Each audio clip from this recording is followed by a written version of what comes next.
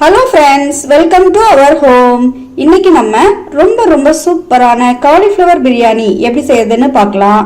நான் இங்க பாத்திரத்துல செய்து காட்டினாலும் குக்கர் மெத்தட்ல எப்படி காலிஃப்ளவர் பிரியாணி செய்யலாம் அப்படிங்கறத தான் பார்க்க போறோம். காலிஃப்ளவர் பிரியாணி செய்யறதுக்காக ஒரு சின்ன சைஸ் காலிஃப்ளவரை இது போல பெரிய சைஸ் கியூப்ஸா கட் பண்ணி எடுத்து வச்சிருக்கோம். இதை இப்போ எண்ணெயில ஃப்ரை பண்ணி எடுத்துக்க போறோங்க. காலிஃப்ளவர் பிரியாணி செய்யறதுக்காக ஒரு கடாயில ஃப்ரை பண்றதுக்கு தேவையான அளவுக்கு எண்ணெய் வச்சிருக்கோம். எண்ணெய் நல்லா காஞ்சதும் நம்ம கட் பண்ணி வச்சிருக்கிற காலிஃப்ளவரை சேர்த்துக்கலாம். நல்லா பொன்னிறமா ஃப்ரை பண்ணி எடுத்துக்கலாங்க. காலிஃப்ளவரை ரொம்ப குட்டி குட்டியா கட் பண்ணிடாம கொஞ்சம் பெரிய சைஸ் பீசஸா கட் பண்ணி எடுத்துக்கலாம். அப்பதான் குக்கர்ல செய்யறப்ப கூட குழையாம நல்லா வரும். இந்த காலிஃப்ளவரை நான் சுடுதண்ணியில எதுவுமே போடலைங்க. நார்மலா இதை கட் பண்ணிட்டு நல்லா கழுவி எடுத்துட்டு இதுல போட்டு செய்றோம். பாருங்க, காலிஃப்ளவரை நல்லா பொன்னிறமா ஃப்ரை பண்ணிட்டோம். இதை ஒரு கப்ல மாத்திட்டு எல்லா காலிஃப்ளவரையும் இதே மெத்தட்ல ஃப்ரை பண்ணி எடுத்துக்கலாங்க. இப்போ காலிஃப்ளவர் பிரியாணி செய்ய ஸ்டார்ட் பண்ணிடலாம். நம்ம காலிஃப்ளவரை ஃப்ரை பண்ணி எடுத்தோம் இல்லைங்களா, அதே எண்ணெயில 2 டேபிள் ஸ்பூன் அளவுக்கு இந்த பாத்திரத்துல விட்டுருக்கேன். இது கூட 2 டேபிள் ஸ்பூன் அளவுக்கு நெய் விட்டுக்கோங்க. நீங்க இதே மெத்தட்ல அப்படியே குக்கர்ல செய்துக்கலாங்க. எண்ணெய் நல்லா சூடானதும் ஒரு பிரிஞ்சி இலையை இது போல சிசர்ல கட் பண்ணி சேர்த்துக்கிறோங்க. இதனால நல்லா வதக்கி விடுறதுக்கு ஈஸியா இருக்கும்.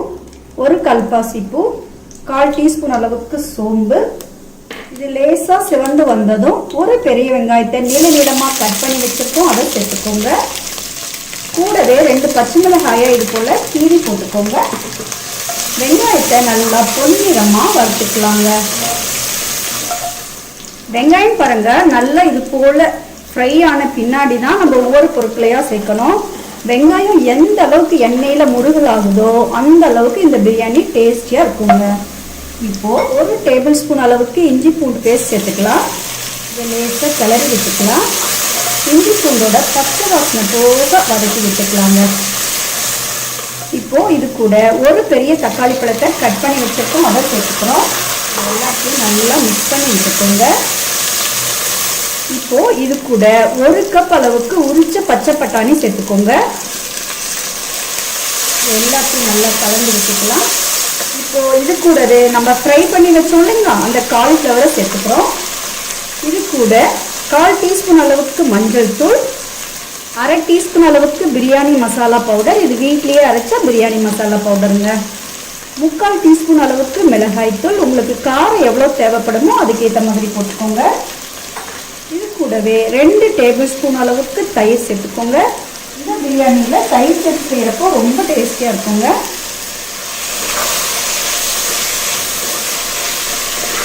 இது கூட ஒரு கைப்பிடி அளவு கொத்தமல்லி இலை சேர்த்துக்கோங்க. ஒரு கைப்பிடி அளவுக்கு புதினா. காலிஃப்ளவர் பிரியாணிக்கு தேவையான அளவுக்கு உப்பு சேர்த்துக்கலாம். இப்போ இது எல்லாத்தையும் நல்லா கலந்து விட்டுட்டு 1 நிமிஷம் எண்ணெயில வதக்கி விட்டுக்கலாங்க. அப்படியே ஜென்டிலா மிக்ஸ் பண்ணி விட்டுக்கலாங்க. அப்போதான் காலிஃப்ளவர்லாம் உடையாம அழகா வரும். இது கூட 1 கப் அளவுக்கு தண்ணி சேர்த்துக்கலாம். நம்ம இன்னைக்கு ஒரு பெரிய கப் அளவுக்கு அரிசி எடுத்துருக்கோங்க. அதுக்கு 1 கப் அளவுக்கு தண்ணியும் 1 கப் அளவுக்கு தேங்காய் பாலும் விட்டுக்கிறோம். இது நல்லா கொதிச்சு வரட்டுங்க. கொதிச்சு வர்றப்போ அரிசி சேர்த்துக்கலாம். இப்போ தண்ணி பாருங்க நல்லா கொதிச்சு வந்துருச்சு. இந்த டைம்ல ஒரு பெரிய கப் அளவுக்கு சீரக சம்பா அரிசியை நல்லா கழுவிட்டு 1/2 மணி நேரம் தண்ணியில ஊற வச்சு எடுத்துருக்கோங்க. இதை இப்ப சேர்த்துக்க போறோம். இந்த பிரியாணிக்கு சீரக சம்பா அரிசி தான் யூஸ் பண்ணணும்னு இல்லைங்க. இதுக்கு பதிலா பாஸ்மதி அரிசி அல்லது சாதாரண பச்சை அரிசி, புழுங்கல் அரிசி எது வேணா யூஸ் பண்ணிக்கலாம். இப்போ இது எல்லாத்தையும் நல்லா மிக்ஸ் பண்ணி விட்டுக்கோங்க. இதை குக்கர்ல பண்றப்போ அப்படியே ஒரே ஒரு விசில் மட்டும் விட்டு எடுத்துக்கலாங்க. அப்பதான் நல்லா குழையாம அழகா வரும். இப்போ இதை நான் மூடி போட்டு சிம்லயே வேக விட போறேங்க.